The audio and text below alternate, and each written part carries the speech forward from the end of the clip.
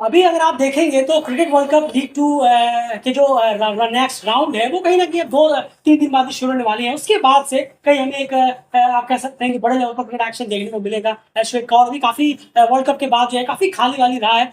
दो अलग क्वालिफायर जरूर चल रहे हैं, इसके बारे में लगातार अपडेट आप कम्युनिटी के थ्रू प्रोवाइड करा ही रहे हैं। लेकिन और इसी बीच में वक्त मिल जाता है, हमने आज क्रिकेट भी आपके सामने रखा, उसमें भी बहुत सारे लोगों के सवाल है, उसमें भी सवालों के जवाब दिए और उसके बाद डेडिकेटेड वीडियोस भी आपके सामने हमने प्रेजेंट किए। और कल हमने कम्युनिटी टैब डे रखा था कहीं ना कहीं, और अब से ये आपको हर महीने देखने को मिले। हर महीने कम से कम एक दिन ऐसा जाएगा जहां पर कम्युनिटी में आपके सामने हम बहुत ही इंटरेस्टिंग वीडियो जो हमने अपलोड किए वैसा आपसे मिस आउट हो गए हैं वो हम रखेंगे। महीने में एक दिन कोई भी रैंडमली पिक कर सकते हैं, उस दिन कम्युनिटी डे रहेगा। और आज कल जो डे रहा था वो लगभग यही रहा था। खैर आज बात करते हैं, एक और बहुत ज्यादा सवाल जो हमसे पूछे गए इसी बीच रिसेंटली, और वो ये था कि क्या आपको लगता है कि कुशल पुरतय और आसिफ शेख का जो ओपनिंग पेयर है इसे चेंज कर देना चाहिए? ये सवाल काफी ज्यादा पूछा गया है, बहुत ज्यादा मात्रा में पूछा गया है, इसीलिए हमने वीडियो बनाकर लेकर आए। और सिर्फ ये नहीं कि आ गए और लेकर बैठ गए, बहुत सारी चीजें हमने डिस्कस की और बहुत सारे इंसाइट्स वगैरह निकाल कर फिर आपके सामने प्रेजेंट कर रहे हैं। तो ये आज का जो हमारा क्वेश्चन है कि क्या नेपाल को कुशल और आसिफ की जोड़ी को चेंज कर देना चाहिए, ओपनिंग पेयर को चेंज कर देना चाहिए ओडीआई में। हम यहाँ पर ओडीआई की बात कर रहे हैं, आप याद रखिएगा, स्ट्रिक्टली यहाँ 50 ओवर यानी ओडीआई की बात हो रही है। क्या सबसे पहले देखिए, सबसे पहले ये जानना जरूरी है कि आखिर इस पेयर ने किया क्या। सबसे पहले ये जानना जरूरी, फिर इसके बाद आप किसी कंक्लूजन में पहुंच सकते हैं कि अच्छा रहा है या बुरा रहा है या क्या रहा है, चेंज करना चाहिए नहीं चाहिए। लेकिन पहले आपको ये तो बारीकी से पता होना चाहिए कि आखिर इस पेयर ने किया क्या है ओडीआई में, पहले उसके बारे में जानते हैं, कुछ डिटेल्स का आपके सामने रखते हैं, फिर आप भी अपनी राय कमेंट बॉक्स में जरूर रखिएगा, डिस्कस जरूर करिएगा। एंड सबसे पहले तो मुझे ये बताइए, इस ओपनिंग पेयर ने एक साथ एज अ पेयर ओडीआई में अब तक इनके जो नंबर्स हैं वो क्या कहते हैं? जरूर देखिए, आप 40 इनिंगों में आप दोनों ने ओपनिंग की है साथ में अब तक, जिसमें 1171 रन उन्होंने साथ बनाए हैं, 1171, और 1406 बॉलें फेस की हैं, 1476, और 29 का 1406 है जी हाँ, 1406 ही मैंने कहा बिल्कुल, और 29 का बैटिंग एवरेज है और 83 का इन दोनों पेयर का बैटिंग स्ट्राइक रेट। बिल्कुल। तो ये इस अगर आप इस नंबर को देखेंगे तो ये 40 बार जो है एज अ पेयर साथ में आए, याद रखिएगा 40 इनिंग दोनों का एज अ पेयर की हम यहाँ पर बात कर रहे हैं ओडीआई में। यहाँ पर अगर आप देखेंगे एज स्ट्राइक रेट जो है वो डेफिनेटली डिसअपॉइंटिंग जरूर, क्योंकि एज अ ओपनिंग पेयर की अगर हम बात करें तो कम से कम यहाँ पर 90+ स्ट्राइक रेट होना चाहिए। बिल्कुल सही कहा आपने, और तो फिर दर्शकों का एक पावर प्ले भी ओपनर को मिल वो जाता है, एडवांटेज होता है, और बड़ा एक एडवांटेज है वो गेम का। अगर जिसने फायदा उठाया फिर वो गेम में काफी अच्छे एक इनिंग तक काफी आगे रहते हैं और उसका फायदा उठा सकते हैं अगर पर हमें यहाँ पर स्ट्राइक रेट यहाँ थोड़ा सा कम होता हुआ जरूर नजर आता। बिल्कुल। और यहाँ पर एवरेज की अगर बात की जाए तो वो भी थोड़ा सा डिसअपॉइंटिंग जरूर है, नो डाउट 29 का एवरेज है। लेकिन हम यहाँ एक प्लेयर की बात नहीं कर रहे, यहाँ हम 2 प्लेयर की बात कर रहे हैं। एज अ पेयर जब साथ में खेलने के लिए आते हैं ये एज अ पेयर, तो उस पेयर का जो एवरेज है वो सिर्फ 29 का एवरेज है, जो कि डेफिनेटली उनकी आप इतना आप खुद सोच कर देखिए, आप एक ओडीआई टीम है, क्या आप चाहेंगे हर बार सिर्फ 29 रन पर हमारा पहला विकेट गिर जाए? ऑन एवरेज नोट यही कहीं ना कहीं कहानी है कुशल और आसिफ की। खैर अभी हम किसी कंक्लूजन पे नहीं पहुंच रहे हैं, आपके सामने सिर्फ नंबर्स रख रहे हैं। अब आगे बात करते हैं यहाँ पर स्कोर कंपैरिजन की। ये जो आप चार्ट यहाँ पर देख रहे हैं, यहाँ पर ये है कि कितने रन्स पर वो कितनी बार आउट होते हुए नजर आए हैं, ये पेयर जो है टूटा है कितनी बार। देखिए ये पेयर 0 से 10 रन के बीच में 19 बार टूटा है अभी तक, यानी 0 से 10 रन के बीच में ये 19 बार आउट हुए हैं 40 इनिंग्स में से अपने अपने। 11 से 30 रन के बीच में ये 5 बार आउट हुए हैं, 30+ इन्होंने 8 बार किए हैं। 30+ की जो पार्टनरशिप की रही है वो 8 बार करीब करीब रही है। 50+ की इनकी पार्टनरशिप रही है इस पेयर की, वो 5 बार रही है। और 100+ की पार्टनरशिप जो है ओडीआई में इनकी जो रही है वो सिर्फ 3 बार रही है, और 3 बार रही है। जी हाँ, ये हाल कहता है। तो अगर आप इस लिस्ट में देखेंगे तो 0 से 10 और 11 से 30, यानी इन दोनों को मिलाकर, यानी आप कह सकते हैं कि अंडर 30 में ही जो कम से कम 24 बार 40 में से ये जो पेयर है वो अपना जो है दम तोड़ते हुए नजर आया है ये पेयर ओडीआई की अगर हम बात करें, जो कि कहीं ना कहीं एक अलार्मिंग नंबर्स जरूर है। 40 इनिंग में 24 बार इस पेयर ने 30 का आंकड़ा भी पार नहीं किया एज अ ओपनिंग पेयर, ये अपने आप में ये भी एक डिसअपॉइंटिंग नंबर जरूर है। चलिए आगे बढ़ते हैं, फिर कंक्लूजन की तरफ भी बढ़ेंगे। नेक्स्ट जो है अब बात करते हैं बॉल फेस्ट की। ओडीआई में सिर्फ आकर आपको बल्ला घुमाकर रन मारना ही नहीं है, आपको पार्टनरशिप बिल्डअप करना पड़ता है, आपको ठहर कर थोड़ा वक्त निकालना पड़ता है, बॉल भी फेस करनी पड़ती है। उस लिहाज से अगर हम समझाने की कोशिश करेंगे कि वो जो 1406 बॉलें थी वो बटी कैसे अगर हम डिवाइड करें उसमें। बिल्कुल देखिए, 30 के अंदर जो बॉलें इन्होंने की, यानी बिलो 30 जो इन्होंने बॉलें खेली है वो है 25 बार। यानी कि 25 बार ये 30 बॉल से पहले ही चले ये गए, पैर टूट गया है। वहीं पर 30 प्लस बॉलें इन्होंने खेली है 5 मरतबा, 50 प्लस बॉलें इस पेयर ने 7 मरतबा खेली है, और 100 प्लस बॉलें इस पेयर ने ऑब्वियसली 3 टाइम्स खेली है, क्योंकि 3 टाइम ही 100 रन की पार्टनरशिप हुई। बिल्कुल। तो यहाँ पर बॉल फेस में अगर आप देखेंगे तो यहाँ पर 40 में से 30 बार ऐसा हुआ है कि 50 से कम बॉल ये पेयर खेल पाए। जी हाँ, ये सोचने वाली बात है थोड़ा सा, जो हम आपके सामने डिटेल में सारी बातें रख रहे हैं। 40 इनिंग अब तक इस पेयर ने खेली है ओडीआई में, उसमें से 30 बार ये जो पेयर है वो 50 बॉलें भी नहीं खेल पाया है एज अ पेयर जब ओपनिंग करते हुए नजर आया। यानी कि आप देखेंगे इससे ये पता चलता है कि मोस्ट ऑफ द टाइम ये पेयर 10 ओवर के आगे बढ़ा ही नहीं। जी हाँ, अगर हम इसको एवरेज नोट पर अगर आप देखेंगे तो ये बहुत बड़ा एक रिपोर्ट है, जिसके तहत ये अंदाजा लगाया जा सकता है कि आप 30 मरतबा, आप 40 में से 50 बॉल के अंदर अंदर पेविलियन लौट चुका है ये पेयर, इनमें से एक जना।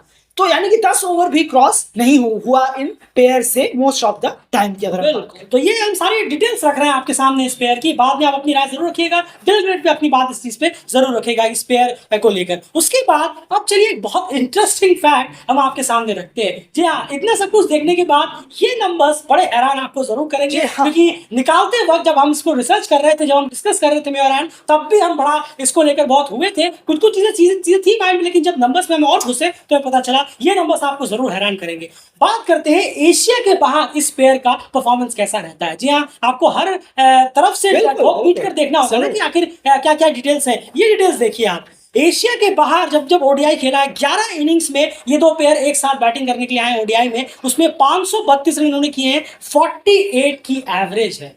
ये जबरदस्त छलांग लगाई है एवरेज ने यहाँ पर, और 616 बॉल फेस्ड, और स्ट्राइक रेट में भी भारी इजाफा है। जो हमने ओवरऑल 83 देखा था उसमें से उठाकर 115.78 की स्ट्राइक रेट की, यानी एशिया से बाहर इस पेयर ने 11 मरतबा एज अ पेयर बैटिंग किया ओडीआई में। वहां पर उनकी परफॉर्मेंस जो है उसे आप कंप्लीटली ग्रीन टिक लगा सकते हैं, इसमें कोई दोहराई नहीं। जरूर, ये आउटसाइड एशिया के नंबर है ओडीआई में, चाहे वो स्कॉटलैंड गए हो, यूरोप में गए हो, अमेरिका गए हो, कहीं अफ्रीका या फिर अफ्रीका गए हो, नामीबिया में गए हो। जी हाँ, वो सब कुछ यहाँ पर इंक्लूडेड है, सब मिलाकर। तो ये बात आ जाती है, आउटसाइड एशिया इस पेयर ने जबरदस्त परफॉर्मेंस दी है, इसमें कोई दोहराई नहीं है, नंबर्स झूठ नहीं बोल सकते। उसके बाद अब इसी में चलते हैं, इसी आउटसाइड एशिया के कंपैरिजन में अब बात करते हैं स्कोर कंपैरिजन की। कितनी बार ऐसा हुआ है, यानी 11 इनिंग्स हुई है, उसमें से बिलो 30 जो है वो 6 बार रहा, बिलो 30, यानी आधे से ज्यादा 6 बार बिलो 30 रहा है। लेकिन उसके बाद अगर आप देखिए 30 प्लस 2 बार, 50 प्लस 1 बार और 100 प्लस 2 बार यहाँ पर इनिंग्स निकल कर आई है, और जिसने बहुत बड़ा कंट्रीब्यूशन दिया है उसे एवरेज को टॉप करने में और स्ट्राइक रेट को भी मेंटेन करने में। तो ये कहीं ना कहीं देखने को मिला है। अब अगर हम नेक्स्ट की बात करें, यहाँ पर देखिए अब एक चीज और हो जाती है, ये मैं चाहूंगा आप बेहतर समझाएंगे कि डिसमिसल के जो तरीके रहे हैं इस पेयर के, वो भी जानना बहुत जरूरी है, ताकि इस पेयर को दिक्कत आ कहां पर रही है, पहले सारी चीजें जानना जरूरी है। किसी को हटा दो या किसी को इनको मत हटाओ, ये दोनों ही फेसेस में ये चीजें जानने से पहले आप ये जानिए कि इस पेयर ने क्या क्या चीजें कहां पर क्या क्या चीजें की है, क्या अच्छी की है, क्या खराब की है। एंड टाइप्स ऑफ डिसमिसल में जानना चाहूंगा, इन 40 इनिंग में किस किस तरह से ये पेयर टूटा है जब भी ये पेयर विकेट गिरा। जरूर देखिए, कॉट अगर हम देखेंगे तो 22 बार है, और एलबीडब्ल्यू 8 बार, बोल्ड है 7 बार, स्टंपिंग है 2 बार और रनआउट है 1 बार। और अगर आपको और थोड़ा सा इंसाइट में लेके चले तो कॉट जो आपने देखा 22 बार है, उसमें 17 बार कीपर ने ही कैच किया, कीपर और स्लिप ने ही कैच किया है। तो ये एक बहुत बड़ा एक फैक्ट चेक है। अगर हम कहें, अगर आप देखेंगे 22 यार्ड बामुश्किल पार हो रहा है अगर इन दोनों ओपनर्स की हम बात करें। 22 यार्ड भी, अब 22 यार्ड छोड़िए ना, पिच को ही अगर आप देख लेंगे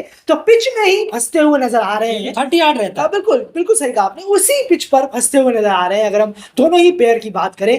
और हम शॉट भी देखते हैं, जिस तरीके से 5वें स्टंप पे जाके बल्ला लगाना हो, या चौथे स्टंप पे एज देना हो, पोक होना हो, बैट का पोक करना हो, अक्रॉस द लाइन खेलते हैं, उसकी वजह से एलबीडब्ल्यू और बोल्ड भी होते हैं। बिल्कुल सही कहा आपने। तो एलबीडब्ल्यू बोल्ड का जो परसेंटेज है और कीपर और स्लिप के पास जाने का परसेंटेज है, वो फॉल शॉट की वजह से बहुत सारा बढ़ जाता है। और रन आउट भी है, यहाँ पर रन आउट भी है, तो वो भी 30 यार्ड के, चलिए एक ही बार है। जी हाँ बिल्कुल। तो आप बिल्कुल देख रहे होंगे, तो 30 यार्ड में ही ये ओपनिंग पेयर जो है वो बिल्कुल तरीके से बार बार अपना विकेट खो रहा है। और कॉट, एलबीडब्ल्यू और बोल्ड। बिल्कुल सही कहा आपने। आप देखिए डिफेंस जो है वो भी कमजोर है। एलबीडब्ल्यू 8 बार और बोल्ड 7 जी हाँ, बार, बिल्कुल। 15 बार, यानी 40 में से 15 बार बॉलर ने डिफेंस भेज दिया है आपका। जरूर, आप जरूर। बल्ला भी नहीं लगा पाए, तो ये बहुत ज्यादा, कभी बल्ला लगा भी तो प्ले डाउन हो गया, इस तरह से लगा। तो सबसे बड़ी बात ये है कि डिफेंस भी कहीं ना कहीं में थोड़ी सी कमजोरी नजर आती है स्पेयर की। और 22 में से आपने बताया 17 बार स्लिप या कीपर ने कैच पकड़ी, ये भी अपने आप में और हम बहुत वो बड़ा देखते नंबर भी है। हैं। और देखते भी है कि बाहर जाकर पोक करना, अननेसेसरी पोक करना, ये चीजें इस पेयर में देखने को बहुत ज्यादा मिली है। तो ये सबसे बड़े दो रीजंस रहे हैं इस पेयर के आउट होने के। आपको बहुत सारी इन्फॉर्मेशन वीडियो से मिल रही होगी ताकि आप एक बेहतर कंक्लूजन निकाल पाए कि इस जोड़ी को साथ में बने रहना चाहिए नेपाल को या फिर नहीं। अपनी राय और जरूर रखिएगा। लेकिन एक और पैरामीटर यहाँ पर हम आपके सामने प्रेजेंट करेंगे, वो है आउटसाइड एशिया वर्सेस एशिया। ये पेयर एशिया के बाहर कैसा परफॉर्मेंस इन्होंने किया अब तक ओडीआई में, और एशिया में इस पेयर ने कैसी परफॉर्मेंस की है, अब ये वक्त आ गया है आपके सामने रखने का। ये चार्ट मैं यहाँ पर रख रहा हूँ। आउटसाइड एशिया आप ऑलरेडी जानते हैं, अभी हमने बात की 11 इनिंग 532 रन 48 का एवरेज, 616 बॉल फेस और 116 के करीब का स्ट्राइक रेट। वहीं पर अगर आप देखें वर्सेस एशिया तो ड्रास्टिकली यहाँ पर गिरते हुए नजर आ रहे हैं। और ये थोड़ा शॉकिंग भी, ये थोड़ा शॉकिंग भी है, क्योंकि घर से बाहर निकलकर इस पे, बल्कि अपने पूरे रीजन से ही बाहर निकलकर इस पे अच्छा किया है। लेकिन जैसे वो घर में आए, ये बहुत अजब सही रिकॉर्ड है। घर में जब इन पेयर ने परफॉर्मेंस दी है तो बहुत डिसअपॉइंटिंग किया है। 29 इनिंग 639 रन, 22 का एवरेज और सिर्फ 81 का स्ट्राइक रेट, जो कि बहुत ही ज्यादा डिसअपॉइंटिंग है। कोई भी एक टीम अपने ओडीआई पेयर से इस तरह की परफॉर्मेंस एक्सपेक्टेड नहीं करेगी जिस तरह का एशिया में परफॉर्मेंस इन लड़कों ने दिया है। एंड क्या कहेंगे आप ये आउटसाइड एशिया वर्सेस एशिया? तो बिल्कुल ड्रास्टिक नंबर हमें देखने को मिल रहे हैं। और वर्ल्ड क्रिकेट लीग 2 में अगर आप देखेंगे तो जिस तरीके से एक इम्पैक्ट होना चाहिए इस एक, जैसे हम आउटसाइड एशिया की बात कर रहे हैं और वर्ल्ड क्रिकेट लीग 2 की अगर हम बात करें, जिस इस प्लेयर ने जितना भी दिया है वहां पर भी कुछ दफा इंप्रेस करने में नजर आए हैं और कुछ दफा इंप्रेस नहीं किया है। पर एशिया में जहां आप अमूमन दौरे करते रहते हैं, खेलते हैं, वहां भी दिक्कत होना, वहां ये कंसर्न है। वाकई में बहुत बड़ा है। ये नंबर जो है ये बहुत ड्रास्टिकली गिर रहे हैं और एशिया के अंदर और एशिया के बाहर अगर हम रीजन की बात करें, देखना होगा किस तरीके से ये पेयर आने वाले वक्त में काम करता है। बिल्कुल। तो मेरे ख्याल से ये सारे पैरामीटर्स थे, सारे कंप्लीट किया। तो ये सारे जो पैरामीटर्स थे वो हमने आपके सामने रखे कि कुशल गुर्तल और आसिफ शेख का जो ओपनिंग पेयर है उनकी परफॉर्मेंस ओडीआई में एज अ पेयर अब तक क्या रही है, वो सारी डिटेल्स हमने रखी, बारीकी से रखी आपके सामने। बॉल फेस हो, स्ट्राइक रेट हो, एवरेज हो, एशिया में हो, अवे में हो, बॉल कंपैरिजन हो, पार्टनरशिप कितनी देर तक चलती है, बॉल कितना फेस कर पाते हैं, टाइप्स ऑफ डिसमिसल हो, इतनी सारी डिटेल्स हमने आपके सामने रखी। और अब हमारा आपसे सवाल सीधा सीधा रहेगा कि क्या लगता है आपको कि इस पेयर के साथ नेपाल को अभी कंटिन्यू करना चाहिए ओडीआई में?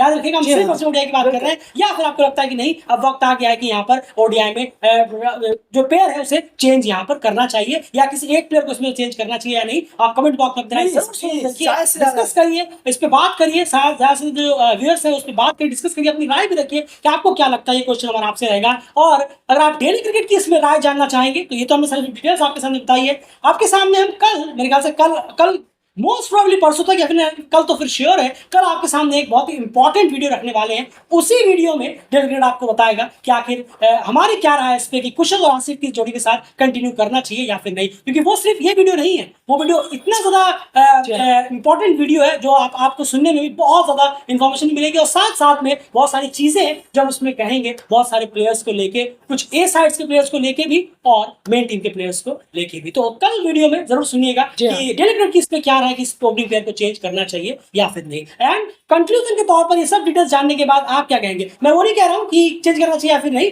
क्या आपको लगा, कैसा लगा आपको? बिल्कुल, देखिए ओपनिंग प्लेयर बेहतर भी है, अच्छा किया है, कई कई जगह उन्होंने बहुत बेटर किया है, बहुत अच्छे शॉट्स हैं इनके पास, अच्छी टेक्निक है इनके पास। तो जरूर है, नंबर्स भी काफ़ी हैं और नंबर्स काफ़ी अच्छे हैं, काफ़ी वक्त से खेल रहे हैं साथ में। पर कुछ इन एंड आउट तो रहते ही है, हर ओपनिंग प्लेयर का कुछ ना कुछ ये रहता ही है कि कुछ खराब है, कुछ अच्छा है।